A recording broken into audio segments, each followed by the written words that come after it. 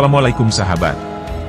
Mukjizat merupakan kemampuan luar biasa yang tidak dapat dijangkau dengan nalar dan akal sehat. Mukjizat juga merupakan sesuatu keajaiban yang diberikan oleh Allah Subhanahu wa Ta'ala kepada orang-orang yang terpilih. Bicara tentang mukjizat, umat muslim pasti tahu mukjizat luar biasa yang dimiliki oleh Nabi Sulaiman. Apa sajakah mukjizat beliau? Mari simak selengkapnya, klik tombol subscribe, dan tonton hingga akhir.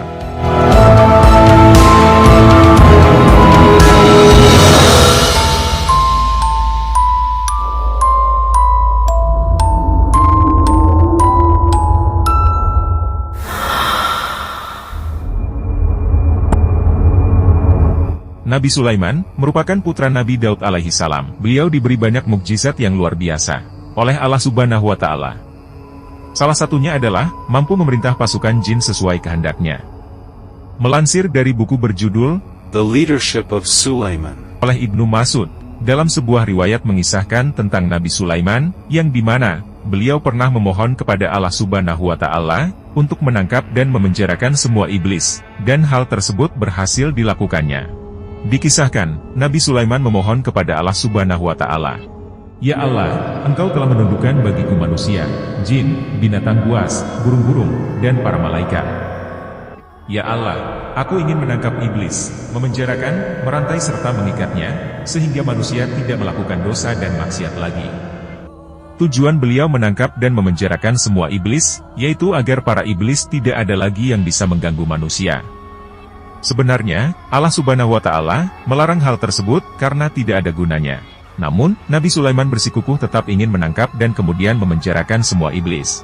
Allah Subhanahu wa Ta'ala berkata, "Wahai Sulaiman, tidak ada gunanya jika iblis ditangkap."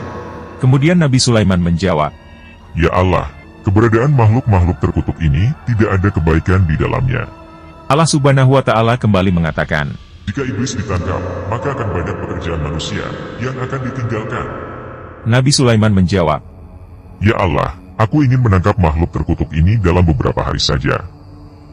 Karena Nabi Sulaiman bersikukuh, akhirnya Allah Subhanahu wa Ta'ala pun mengizinkan hal tersebut. Setelah Nabi Sulaiman mendapat izin dari Allah Subhanahu wa Ta'ala, beliau pun menangkap dan memenjarakan semua iblis.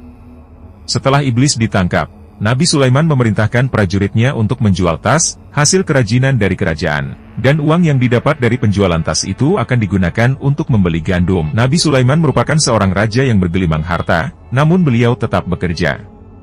Melansir dari buku yang berjudul Perjumpaan dengan Iblis oleh Muhammad Syahir Al-Aidrus, ada salah satu riwayat yang menjelaskan bahwa setiap harinya dapur kerajaan atau istana Nabi Sulaiman memasak 4.000 unta, 5.000 sapi, dan 6.000 kambing. Prajurit atau anak buah yang diperintahkan oleh Nabi Sulaiman untuk menjual tas, kembali ke istana dan mengatakan kepada Nabi Sulaiman, bahwa pasar yang biasa menyediakan gandum, ternyata tutup, dan tidak ada seorang pun yang berjualan. Nabi Sulaiman pun bertanya, mengapa bisa begitu? Apa yang terjadi? Prajurit Nabi Sulaiman tidak mengetahui alasannya. Dalam beberapa hari ke depan, peristiwa tersebut terus berulang. Pasar kembali didapati tutup dan tak ada seorang pun yang berjualan. Karena hal itu, beberapa hari ke depan, Nabi Sulaiman menanyakan kepada Allah Subhanahu wa Ta'ala, "Ya Allah, apa yang sebenarnya terjadi? Mengapa orang-orang tidak bekerja untuk mencari nafkah?" Kemudian, Allah Subhanahu wa Ta'ala menjawab, "Wahai Sulaiman, engkau telah menangkap iblis itu, sehingga manusia tidak bergairah untuk bekerja mencari nafkah. Bukankah sebelumnya aku katakan padamu, bahwa menangkap dan memenjarakan iblis tidak mendatangkan kebaikan?" Iblis yang ditangkap dan dipenjarakan oleh Nabi Sulaiman, berhenti menggoda manusia, sehingga manusia tidak memiliki semangat dan tidak lagi bersemangat dalam mencari hal-hal yang sifatnya duniawi. Kemudian Nabi Sulaiman pun akhirnya membebaskan iblis, dan keadaan pasar kembali seperti semula. Banyak orang-orang yang bekerja mencari nafkah, seperti kehidupan manusia pada umumnya.